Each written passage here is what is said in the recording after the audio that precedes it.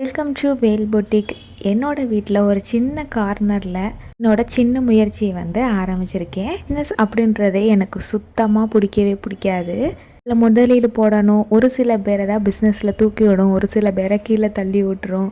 எனக்கு இதை ஃபேஸ் பண்ணுற தைரியமும் நம்பிக்கையுமே இல்லாமல் தான் இருந்துச்சு.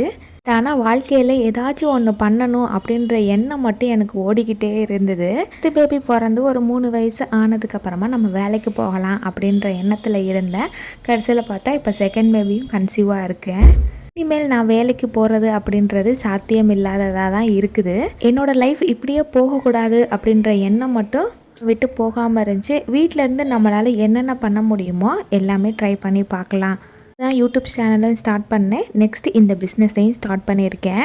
இந்த பிஸ்னஸ் எந்த அளவுக்கு போகும் அப்படின்றதுனா எனக்கு தெரியாது. பட் வாழ்க்கையில் நான் எதுவுமே பண்ணாமல் போகக்கூடாது அப்படின்ற எண்ணம் மட்டும் எனக்குள்ளே இருந்துச்சு. இது மாதிரி சின்னதாக வரணும்னு நினைக்கிறவங்களுக்கு உங்களோட சப்போர்ட்டை கொடுங்க.